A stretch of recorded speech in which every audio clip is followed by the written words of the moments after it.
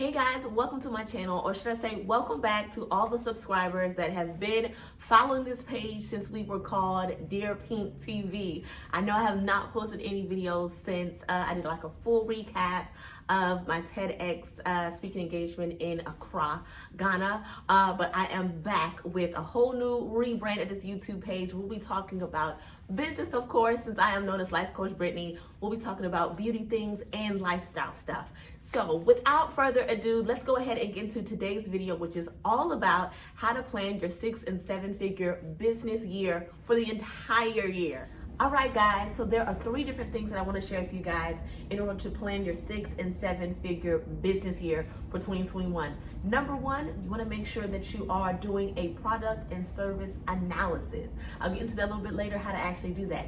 Number 2, you want to make sure that you are reviewing and figuring out what is it that you need to invest in 2021 in order to make sure that you are increasing your knowledge as well as your sales. Number 3, you want to make sure that you are laying out a full-on 12-month plan, not 1 month, not 1 week, but a 12-month plan with 6 different things, probably more than 6, that you want to make sure that you're covering every single quarter. Let's get into it. All right, step 1 is the product and services analysis. So regardless if you guys are selling services or you guys are actually selling products, you want to make sure that you're doing a full-on analysis of what you're actually selling right now. All right, so before you start thinking about, I want to be able to launch this brand new product or this brand new service, or I want to be doing all these different new things, you want to first figure out what's actually being promoted and marketed and available, right, on your actual website, if you have a website, which hopefully that you do. Next thing, you want to make sure that you're figuring out what sold the most versus what didn't sell the most in the previous year.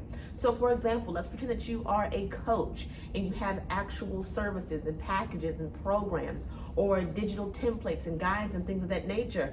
Let's be honest, there's always something on our website, there's always something that we may have sold throughout the year that sold more than other things. Now you want to think about, why was it? For example, we sell tons of different e-courses, but because we sold so many other items that really were our high earning products and services, maybe we didn't mention as much that we had other, smaller price point e-courses, which could be the cause for why one of your items or services, products did not sell the most. You want to make sure that you're creating a list of these things, that you're tracking again what sold the most versus what did not. Once you're able to figure out what did not sell the most versus what did sell the most, you want to make sure that you're figuring out what can be done differently if you want to be able to continue to sell it in the present year, which is 2021. Because let's be honest, sometimes there's some things on our websites, once we actually do an analysis or an audit of all of our products and services, where we may say, let's actually get rid of that and make room for a brand new product or service. Or there may be something that's on your website that should be sold or should have a little bit of attention as far as being marketed, and maybe you can combine it with something else in order to make it more marketable, more attractive to your target audience. Next up, after you've done all of that, you want to be able to figure out, okay, will my prices go up in the new year? So I get tons of questions like this from my clients, online DMs, of people saying, when should I actually increase my prices? The quickest, honest answer that I can give you guys is to first figure out, what can you offer differently? Did you learn anything new? What has increased in you, or what has increased in your brand? Are things more luxurious? What has changed in order for you to feel like it is time to bring up your price points? That could be 1%, 2% on average. Most businesses may raise their price points about 5 to 10% annually. For me personally, we like to raise our price points if we feel it is time to make a change right at the beginning of the year, 5 or 10%. And lastly, as it pertains to doing a product and service analysis, you want to figure out, what systems do I need to put in place, or what systems do I need to continue in the new year? This alone will assist you with making sure that your services and products are going to be visible, they're going to be attractive, and of course going to be sellable to your target audience, to of course increase sales throughout the year. All right, step 2, and it's all about investments. So I like to break investments up into 2 different categories, which is CEO development and business development. Because let me tell you guys something, if you think you're going to be able to increase your sales to a 6- and 7-figure and above year without making some type of investment of time and or money, you're wrong, okay? Take it from me. So let's talk about CEO development. CEO development is what I like to categorize as what it is that you, the owner of the actual business, needs to invest in. The very first thing that is always super important is to make sure that you're constantly learning, right? Through classes, maybe some type of accelerator, something of that nature, where again, you're able to build upon your current level of skills. You guys know that I'm a huge advocate of enrolling in some type of major program every single year. Hence why I've been able to take courses through Harvard and Yale and Cornell University and things of that nature, because again, for my particular brand, especially if I think I'm going to raise my prices on different things, I have a team that I have to make sure that I am trained and providing them with information as well. You want to be a leader in your industry. You want to be known as an expert, right? You want to make sure that if the last time you took a class or received any type of information about your industry, the industry that again, you're hoping that others will look at you as an expert to purchase from you for, right?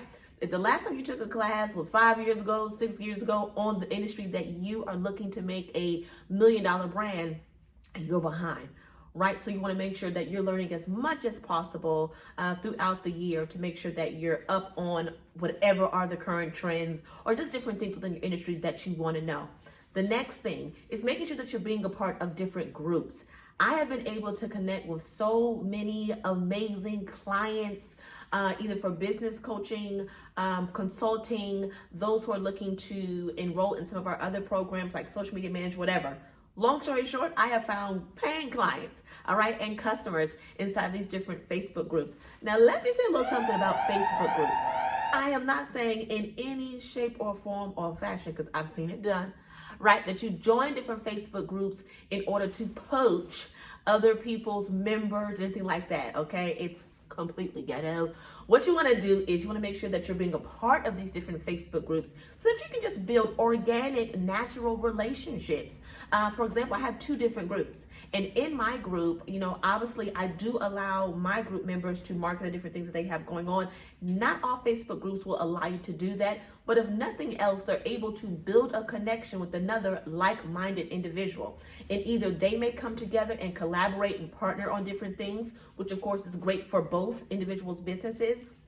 There may be someone in the group that may not offer what it is that I offer, and now, they're visible in the group, and maybe someone else may say, hey, I was looking for a painter. I was looking for someone to create this or do this for me. And again, if you're in a group with somebody, especially some of these amazing Facebook groups that are out there, or even groups that are outside of Facebook, and they see that you are a member in this group, there's a higher level of brand trust, right? Where someone is trusting inside of your business and trusting your brand to want to do business with you. So it makes tons of sense to make sure that you are joining different groups, either on Facebook or not. All right, to make sure that you're connecting with other like-minded folks. And like I've said earlier, I have made tons of money and tons of amazing connections of just networking and just putting myself out there, of being in my own Facebook group, and of course, tons of other amazing groups as well. I make sure that I put a video together in the future of different Facebook groups or groups that I have been a part of. I've been a part of several other international groups that are not on Facebook as well, but I've been able to gain really, really high level contracts as well. Put a YouTube video together for that for those who are interested. Next up, certifications. So I would say this is very contingent upon the specific industry that you are in, right? So only you would know, anyone who's viewing this would know if, again, your particular industry requires a certification, or if it will make you more marketable to get some type of certification within your industry. I know for me as a coach, now obviously we have 8 different departments within Pink Ink, but as a business coach, a lot of my clientele, they're not necessarily looking or making their decision based upon if I have a certification or not. However, it does make me more marketable to say that I'm a master level coach. I have all these different certificates and all these different achievements that I've been able to work on annually, not, back 8 years ago, right? Which again would make them feel more comfortable with saying, okay, you know what? I do feel more comfortable with paying this particular price point. Also, as I mentioned before, making you more marketable if they're trying to make a decision between you and life coach John or life coach Julie, and you have all these different certifications and case studies that you've put together to let them know that obviously you know your stuff. You're definitely an expert in this particular industry. Again, that may allow them to want to work with you versus some of your competitors. Next up, attending some type of VIP business coaching day. All right, I'm a coach, so obviously we try to make sure that we have annual VIP business coaching days, and all that is where you're working with someone that you feel is an industry within business, right? Or the type of business that it is that you're looking to get into or expand upon, and you're working with them pretty much for about 5 to 6, I've even seen 8-hour VIP business days with this particular business coach, with their team on different things. In ours, I know we do photo shoots because I am an advocate that my clients need to have fresh photos at all times. I don't care if you're selling cement, you need to have some photos. So photo shoots can be involved in a VIP business day. Obviously, the time with your coach to go over strategies, marketing, maybe if they have an ads team with them. Literally, you're going through everything that you really need to know for the quarter or sometimes even for the year in these VIP business days, versus you actually enrolling into a business coaching program with the coach where maybe you're working with them for several months, versus you're getting all this contact information in one day. And it may be a pretty big investment all at one time. However, it's definitely something that I recommend if you feel like you need the information right now, you need it compact, and you want to just work with someone for the day versus a larger commitment long term. Lastly, I'm sorry, not last, I got 2 more points. PR. Oh my gosh. You can have some of the most amazing services and products. You have some really cute graphics online. You got some cute headshots. All that is great.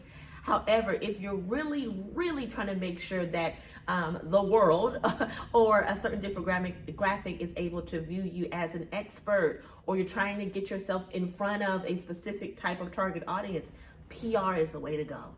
All right. I have worked with a PR professional for at least maybe 4 to 5 years now, and I've been in business for about 6 years. My very first year in business, I did hire a publicist, and it was pretty cool. However, what I learned was I had to make sure that I got my brand story together. I had to get myself together and my business together to make sure that she actually had something to put out into the universe to actually start getting me some media features. And it worked, all right? Google me, you'll see. So definitely you want to make sure that if you have the funds, because it can be pretty expensive, to make investments to get some type of PR professional or agent, depending upon what type of industry that you're in, to really back what you're saying, to get you featured in different places where they're pitching for you, instead of you really taking away time from your business and your brand to pitch to other places. Have an actual professional to get that done for you. An amazing investment. And it seems to always do the trick for businesses that I've worked with. Next up, tech. Okay, it is 2021. So you want to make sure that whatever type of tech systems, apps, programs that are out there that again will teach you different things or will allow you to automate different stuff, invest into it, okay? Save yourself the headache and the time. Not to mention, with customers, they love to know that they'll be able to get stuff in maybe a smoother setting when there's some type of tech that is involved in the workflow of them working with you or working with your business, checking out, paying for different stuff. It's well worth it. Lastly, business development. We're switching gears now, meaning the different type of investments that you need to make in your actual business to make more change. All right, first up, a lot of you guys have been talking about, when should I hire someone?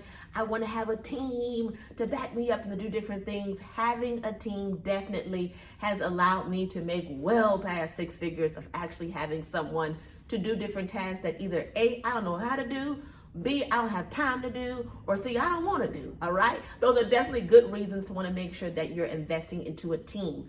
My recommendation, if you've never, if you don't have an employee right now at all, is to start off with a VA, all right, which is just a virtual assistant. And with the virtual assistant, literally you're working with this person virtually. They do not have to be in front of you. You don't have to have an actual brick and mortar set up. You can work with this person completely online, and you're able to delegate specific admin tasks for them to do for you in order for you to kind of focus on other things within your brand. Highly recommend starting there first before you actually go out and hire a full-on team. Because with teams, again, that does mean that you need to have some time to delegate to training them, their professional development and stuff like that. So start off small if you can. However, this is the year definitely to make sure that you're investing into at least one team member for your business. Next up, social media. Okay, 9 times out of 10, you may have found me via social media, and I thank you. But you want to make sure that if you hate social media, you don't have time for social media gets on your nerves. These are actually words I hear from my clients. Hire somebody. It's just that simple. Obviously, we offer virtual assistant services and social media management, and it's one of our most popular services, I believe, because again, people find it to be taxing. However, as much as it is taxing and sometimes can be confusing with the algorithm, it doesn't mean that it's not needed for your actual business and brand. So either find someone or a social media strategist to kind of come up with a plan for you, and maybe you can implement it, maybe hire someone to create the graphics for you. Whatever you got to do, make sure that, again, you're finding a way to create some type of budget to invest into your social media so that you can market your business as much as possible to increase those sales. Next up, systems. I have a whole nother YouTube video that I have already recorded that's all about systems. But again, look into systems to make your life and your daily tasks a lot easier. Definitely when it comes to automation, workflow, and customer experience. So important to make sure that you have some type of systems in place, such as CRMs. I'm definitely an advocate for Kartra. That's my jam right there. Or some type of email marketing platform. Again, just systems in general to make sure that you have in place for your business so that you're not doing everything so back in the day, right? You're writing down different things and you're emailing people back and forth. You can have some systems in place, all right, that are digital that can take care of that. Next up, visibility, which I kind of feel goes hand in hand with marketing. So let's just combine the two. Visibility and marketing in your business definitely will increase your revenue. All right, so if you don't feel like you have a solid marketing plan, you want to make sure that you have a specific launch that's coming out in the future. Figure out how you can either learn how to do really profitable digital marketing or just marketing that may not be digital, or hire a professional to do some of those Facebook ads and Instagram ads that you may be struggling with. All right, marketing is key. I always have some type of budget every single month for marketing. Lastly, this is so important, y'all, and that's research. And with research, it may not be something that you have to do every single day or week or month, but it's definitely something very easy that your virtual assistant can do, right? Someone on your team could do to do market research on what's happening within your industry. What are the trends that are happening? What do customers actually want from you? What's changing? What's staying the same? Because the last thing you want to do is to have a business or a brand that you've dumped so much money into, and you're just not sure why you're not able to get in front of your target audience. But that could be because your marketing style is, it's in the olden days. No one's using that anymore. Or maybe whatever it is that you're offering is maybe something that's out of date, it's out of touch. So make sure that, again, you're doing some type of market research. For me, we like to do it at least quarterly to figure out what's happening out there in your industry. All right, and step 3, which is my final step of the day, which is creating and developing your 12-month plan. So here are a couple of things that you want to make sure that you're doing every single quarter to make sure that you're keeping track and implementing different systems and strategies and stuff like that we kind of talked about earlier. Now you're just kind of finding a place to actually put them every single quarter. The very first thing that you want to make sure that you're focusing on every single quarter is reviewing data from the previous quarter. All right, because there's nothing like actually having data and reports and stuff like that from the previous quarter to figure out what worked, what didn't work. Because whatever didn't work, you want to make sure that you're going to be able to rectify it, make some type of changes so that you can do it even better in the next quarter. Secondarily, you're looking over data from the previous quarter to figure out what did work so that ultimately you can 10x the systems and strategies that worked. Next up, you want to make sure that you're setting revenue goals. Now, I'm a huge advocate for setting revenue goals every single month and then breaking them down to revenue goals every single day that the entire team needs to focus on to make sure that we're actually hitting those different goals.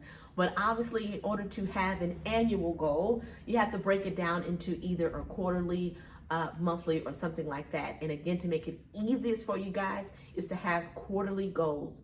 All right. Next up, you want to make sure that you're implementing systems. So remember those systems that we talked about earlier when you're going to actually do a product or service analysis?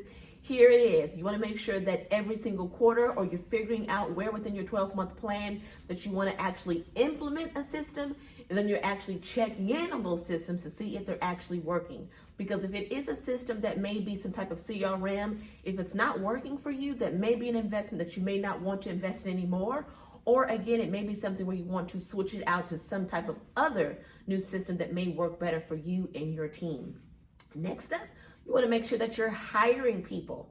All right? You don't want to just wake up tomorrow and say, I'm hiring somebody. Actually create that whole 12-month plan and figure out what month do you actually need someone. I've had several clients where, again, they only need to hire someone for a short-term contract. Maybe it's not for the full year. Maybe you only need someone for a specific launch that you have coming out, or maybe you actually need someone for the full year. But you won't know that until you actually write out the 12-month plan to figure out where within these 12 months within the year do you need to actually hire someone, and then to check in on them to make sure that whatever task you assign to them is actually working out and you're benefiting from their actually being there. Next up, prepare for the next launch with campaigns and marketing and stuff like that.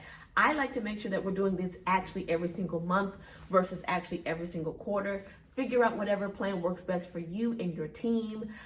This is the end of today's YouTube channel. If you want to get the full-on video masterclass that we did on this actual topic of how to plan a 6- and 7-figure year, make sure that you enroll into the 6-Figure Mentoring Accelerator, where we go over 2 different masterclasses every single month.